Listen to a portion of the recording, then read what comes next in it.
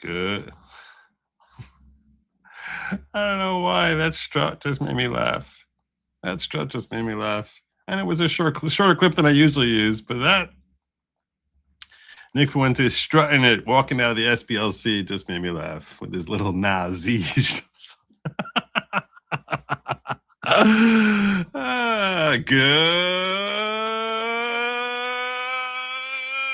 evening, everybody. Welcome to the following program. I am your host, Joe Neerman, aka Good Lawgic. I hope you all have had a phenomenal day. Mine was actually a pretty good day. Pretty good day overall, I would say. I should be a little better adjusted here as I threw on my jacket before I came live. Tonight, we have a pretty heated dispute, a very heated dispute about claims that Trump made that he helped save 8 Iranian prisoners from being executed, 8 women who he says were in danger of being executed, and folks are claiming that the images of these 8 women, which you see in the thumbnail, that those look AI, and questioning whether he's making up the entire story, whether it's true or not. We're going to look into those claims and see the validity. So try to do our best abilities to try and figure out, was this a real salvation from Trump, or did he actually become part of the fake news? Fake news. Which is it? Also, Canada is has taken a very bold step with respect to their citizenship and opening up to potentially millions of Americans that they can just snap their fingers and become Canadian citizens. Are we going to see a mass migration? Why is this happening now? I have thoughts on all of this that I wanted to share with you.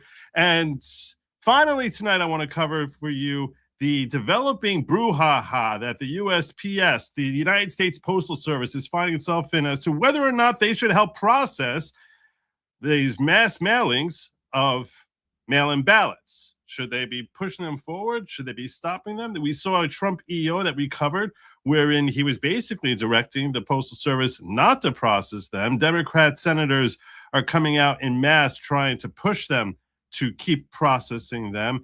And we're going to see how this battle is unfolding. Also, we have a goal tonight. If we hit 15 super chats tonight in quantities of $10 or more, and I remind you, it does not need to be super chats. They can be Rumble rants. You folks in the ghetto there, you're just as golden. You could be sending it to me in the Diggers Lounge over there in Locals.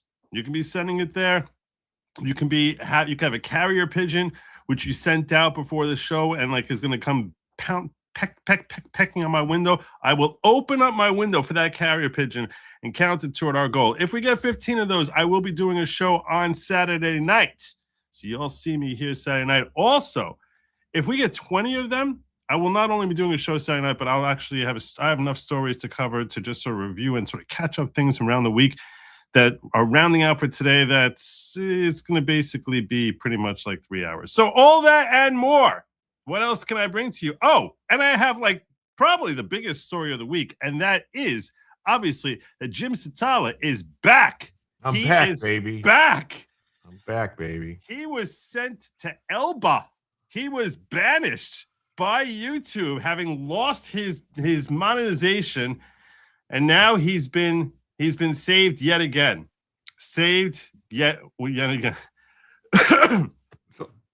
Yes, I was saved again, but I have to thank everybody, all the people like Joe, like Megan Fox, like Nick Rekieta, like Andrew Branca and Robert Cavea and Yellow Flash and Ethan Van Sciver and Brian Ogden and so many people that I can't even name them all that said something, that contacted YouTube, that sent messages, and they actually denied my appeal, and it was denied and over. And then out of the blue, when all this stuff started happening, people started saying things on Twitter and stuff. I got a DM from Team YouTube, and they said, contact us. I had to do this thing and verify it was me. And then they said, we're sending this to someone else to look at it. And they sent it to them, and then they gave me my stuff back. Wow. Yeah. So I have only have all of you people that helped to thank, because you did it. Wow. It wasn't me. That's whatever it is. You know, to whatever small role I help play amongst those other far more powerful men and women than myself. I'm honored to have helped in any way, shape, or form. Jim is a genuinely, as you know, if you've ever watched me or you ever watched my shows with him, which is a weekly feature here on Thursday nights, or you've had the pleasure of watching him work. He's a great content creator, and he was wronged this week. He had been demonetized, and thankfully, after appeal, he still had been rejected. And not going to kid you, I was like, he's effed. I was like, he's asked me what to do, and I was just like, I'm so terrible in this area. I felt like, you know, people are coming to me like, as a lawyer, you're a lawyer, content creator, you deal with YouTube all the time, you should know like what steps are involved here. And I am terrible about this area of law. Like when it comes to DCMAs, like I'm just like, when I've dealt with this in the past, which thank God I haven't had to deal with this in the last couple of years or so now, I would always go to other attorneys who are YouTube content creators, and I'd be like, dude, what do I do here? What do I do here? And that's why when Jim was coming to me, I felt like I was embarrassed. I was like, I don't even know what to tell him to try and make us better, because I don't think it's going to get any better. And then lo and behold, bam, just the court of public pressure really works on YouTube. So I'm so happy for you. Yesterday when I had Sin on here, he was saying that with Tug, when he went through something similar, and perhaps that got them pushed. Well, I think that Tugs happened after me, but he was able to he's got a lot more people. He's got much more clout than I have. Yeah, and so a bunch of people, and then that happened, and then he realized it was me, Megan Fox, and other people, you guys, and all set of stuff. So then it was a little bit after Tug got restored that I got the message from. And if you're not familiar with the name Tug, it's the acronym for That Umbrella Guy. He became very, very popular during the Johnny Depp when the lawyer said, that umbrella dude. Yeah. Yes. Or the umbrella man or something. I don't know what she said. He does have the honor of having been referenced during the Johnny Depp trial. So he's the way Elaine phrased his question is, do you know the umbrella guy? He's like, what? It's like, do you know the Muffin Man? The Muffin Man who lives on Drury Lane. Lives on Drury Lane. Yes. Yeah. Do you know the Muffin Man? Do you know the umbrella guy? Yeah. So anyway, so the umbrella guy, fondly referred to as Tug, which is the acronym for That Umbrella Guy. He went through a similar thing, and I do think that timing on that worked out well for you, and thank God, because it's so unfair. It's so unfair for what they're doing. I'm actually seeing it is a problem. A lot of people got whacked, and it seems like maybe the reason I got hit, maybe they started at the smallest people and started going up, and then once they got so high, it's like it caused a problem. But it's got to be something wrong, like there's something broken in their system, where it was basically just like watching a couple seconds of a video and go, oh, this is all the same. This first minute is all the same. So anybody who has an intro, then they're screwed. I don't know if that's what I don't know. I mean, I felt blessed that I wasn't hit when you were describing what you were describing, which is essentially, if you're covering the news and reading these long stories, in that case, you're susceptible to being demonetized. And I was trying to think why I didn't get hit, because I would think any sort of disqualification that I might possibly be categorized as fitting into that group, that YouTube would just be like, he's like rubbing their palms together, like, yes, now we got him. And I was like, and yet somehow it didn't come here. And then I realized that while I cover the news and law and politics here, I spend way too much time, and my audience will verify this, I spend way too much time just rambling off on the mouth. So they probably were like, he's really not talking about the news. He just pretends he is. So I don't know, but thank God we're very, very pleased that you are. Before we get into the first story of the evening, I just have to point out that I've been doing this new thing. I use Super Grok, to develop my thumbnails. So someone told me that it could be because I was using the same thumbnail for every show, because it was just like breaking news, whatever, talking about this. So I thought that was good. But So I've been using Super Grok to create my thumbnails. So tonight I told Super Grok, I took the topics and told them and said I was going to be with Joe. And I saw when it was developing, it said, like it took my name. When I said Jim Tells You, it said Jim Satala. And then when I said Good Logic, it said Joe Neerman. And so Grok created a thumbnail with what they say you look like and what they say I look like. And it's right here if you want to pull it up. Totally. Let's see what we got here. Nice. So Joe's beard is much better. Like, I think I look great. I mean, I wish I looked like that. Yeah, I think yeah, wow. All right. All right. It's I mean, they got the hat, but it doesn't say NYPD. So I think, it's like I'm looking in a mirror. Yeah. It's pretty. As soon as I saw that, I was like, wow, they really captured my inner essence. That's great. So anyhow, very, very, very, very happy for. So I have to say, I like Super Grok. Yeah. And I'll tell you that I saw here. I'm so happy. I'm so happy for you. You're getting some love. Where Low Watermark saying, "Can I just send $100 super chat and not send 10 of them?" Yeah, you can. And I'm just gonna blow the horn here again. I'm just gonna point out. Yeah, when I'm making like my goal here, that's from my channel. So you sent this to Jim, and he's very appreciative. I thank you very much. He's very appreciative, as I'm sure. Yeah, and it's very cool of you considering all the agita he's gone through this week to be so incredibly generous. But when we're talking about for purposes of the goal, and Eclectic Deb over here also, it came in and she wanted to wish you congratulations, and that's great. But what I'm saying is for purposes of the goal, yeah, well, we got Brian Adden saying, "I'll say thank you and bring on the goal, and God bless you." Yeah, but Low Watermark, that doesn't really do the whole goal. No, that's. I'm sorry. I'm sorry. I'll count it as one toward the goal, because I'll count it as one toward the goal. Just to be nice. Decided to become an anti-Semite. Cool. All right. Good on you for that. Had to fix the hot water at retirement community. It will never be kosher enough. Can you make heated water kosher? I don't even know what that means. Yeah, you can. How do you make heated water not kosher? It's hard to make. The way to make heated water not kosher is if you cook it in a pot. I don't want to go through the whole rules of kashrus, but I'll just to explain to you that flavor goes into the walls of a pot or a container, particularly when there's heat applied or when it's settled in there for 24 hours or longer.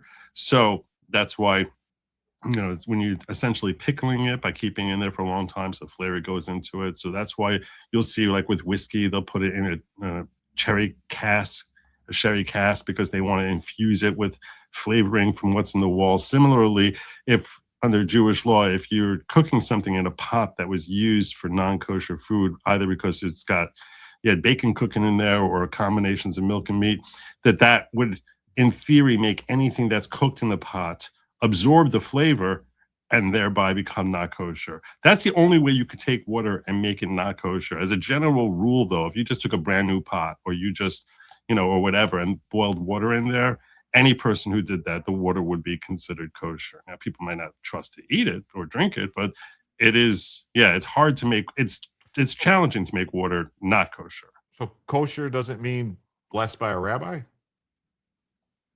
No, kosher doesn't mean blessed by a rabbi at all. I thought they had to come in like the kitchen and bless the kitchen or something like that. They're not blessing the kitchen.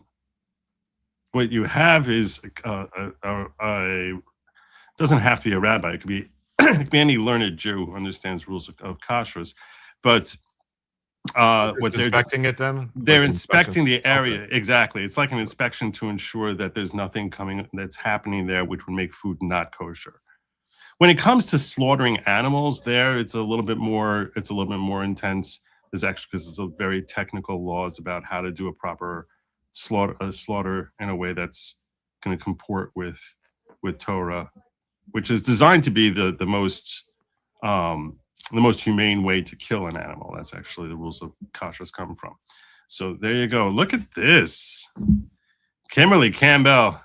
Your horn isn't working. My horn's not working because the reason that didn't happen is because I sort of had removed that. I will give you the horn. So there you go. Yes. So can I count this as the goal? I'll tell you right now. I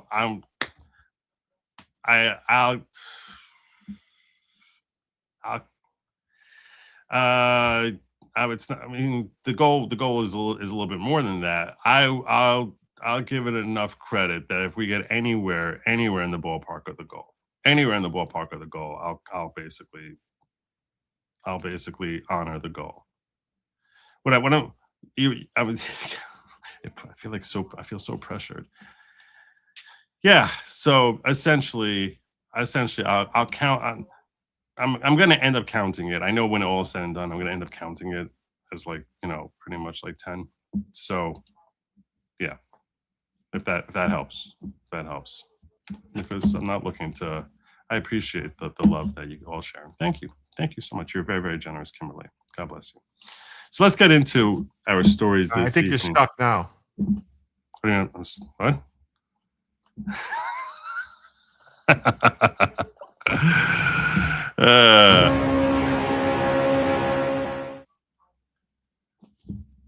Fine. Go. God bless you, Kimberly. All right. God bless you. How do you say no to that? How can anyone say no to that? You can't say no to that, right? All right. Thank you so much, Kimberly. You're really amazing. God bless you. All right. Where was we? So now we can start actually covering our show because we took care of that. Although I will say Jay Schwalbach is over in the Rumble, and so is Uzelian. Uzelian says, Joe, huge breaking news. What do we got here? Huge breaking news he wants me to look at. U.S. soldier charged with using classified information to profit from prediction marking bets. Oh, I saw that. That broke late. Yeah, one of the guys who went on one of the Green Berets, or the guys who went, I don't know if it's a Green Beret. One of the guys who went to get Maduro knew when he found out what they were doing, made a bet $30,000 that they were going to capture Maduro. Really? Yeah, and he made like $450,000 on the bet, and so they found out about it. So they're basically saying like he used classified information to make the bet. Wow. Yeah. Wow. Yeah, that broke at like 8:00 tonight, I think, or something. All right, I'll try to see if I can get to that. I'll try to see if I can get to that, because that is an interesting story. That's always the problem when I do the emails earlier in the day, because that stuff happens after I send it out and I can't. I know. I mean, I actually started, you know what, I'll share with you. You can talk about, like, different streaming techniques. I find, this is what I find invariably. Maybe, I don't know if you've ever tried this. Whenever it is, I'll create a stream, and then I want to pump it out to the public, let them know what time I'm starting, and give them the title and a link. So I'll put it on Locals. I'll put it in a community. I'll make a community posting about it, and I'll put it on X. Invariably, when I go to X, so I'll click, I'll click the little X icon in the upper left corner, and it'll give me the newest stories. And then I'll have where I can, post your tweet, and then below that there'll be like the newest stories. And invariably, the top link, next link after that will be something I'm not planning on covering. And it'll be stories that I'll be like, oh man, I really want to cover this. Like, there's something there that like I really think is interesting and my audience would want to hear about. So invariably, when you see that I have like a whole bunch of stories that aren't referenced, not always, but often they are things that I found after I set the show up, that I'm just like, let me throw this in. Exactly the sort of thing like what Uzelian was doing here, where he's like sharing a link to me, where I'd be like, oh, that's a really interesting thing. I really want to cover that. So yeah, it feels very frustrating, because I'm like, do I change my description? If it's a big enough story, I'll change my description. But and I'll try to throw into the title, but that's very rare. It has to be a really big story for that. Jay Schwalbach says, Joey, remember the days when we only talked about boobies, a woman's tatas, breasts being fake or real? I miss the simpler times back then. Either way, it was good. I don't know what you're talking about. I have absolutely no idea. But they were simpler times. They were much, much simpler times. Let's get on in here because I got a lot of things that I wanted to cover with you. And I'll start off with this, seeing as how I'm looking that we're going to be going overtime. I'll share with something with you, which actually Kimmy threw this at me a few days ago. Did you hear? You heard how about Candace Owens, like her lawyer Mark Kasowitz is a big time. Then when she was being Loomered, Laura Loomer was going hard after Candace Owens, and she exposed a few things. First and foremost, she basically made public a whole bunch of properties that Candace Owens owns in trust for the purposes of trying to help the Macrons to execute on a judgment, because these properties are worth many millions of dollars. And she was throwing out all sorts of speculation why she would have two properties a couple miles apart from each other that are worth several $million. But and speculating about the state of her marriage and whether one spouse is living in A and the other is living in B. But the other thing that Laura Loomer brought out was that her lawyer in defending from the Brigitte Macron lawsuit is Mark Kasowitz, who is a hardcore Zionist. And she was speculating about the hypocrisy of Candace Owens, who seems to just be very, very fixated on Israel, with having a Zionist attorney, like a staunch Zionist attorney, defending her from the Macron lawsuit. And then Laura Loomer broke this today, which I thought was hilarious. Breaking: Mark Kasowitz, the Zionist Jewish lawyer who Candace Owens hired to represent her in the defamation case filed against her by Brigitte Macron and Emmanuel Macron, just withdrew as the lead counsel on Candace's legal team. He's no longer representing her as counsel. The withdrawal comes days after I exposed how Candace Owens hired a Zionist Jewish lawyer who also represents President Trump, despite talking about how much she hates Zionists, bashes Jews, and smears President Trump with defamatory comments on our podcast every day. That's hilarious. Trump's, yeah. It is, but isn't that like the opposite of what a lawyer is supposed to do? Aren't they supposed to represent everyone, no matter what their political, whatever, right? Yeah, no, 100%. I mean, I agree with you on that. First and foremost, whenever a lawyer resigns, it's, unless you're in the room, you don't know why. Yeah, you don't know what. We don't know why. We don't know whether she fired him. And he now, she says, I don't want you representing me, and then he has to file a resignation. In the legal filing, he would say, I'm resigning. He would draw as counsel, but we don't know. And that's why when I quote tweeted this, I said, there's no way to know if her lawyer quit of his own volition, was asked to resign, because it really could be either one. But yeah, this is, she's been having this public feud with Candace Owens, and Candace like, oh, I don't really care about anything she says. She's a crackpot. She's a loony. And as I said when I was covering this earlier this week, okay, I would never ever qualify myself as a Laura Loomer fan.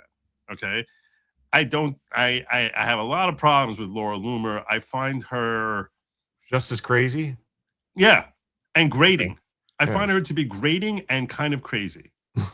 That's my, and I'm sure she's a nice person. I'm saying personality wise, I was just like, I think like, would I ever want to be like spending like an afternoon with this individual?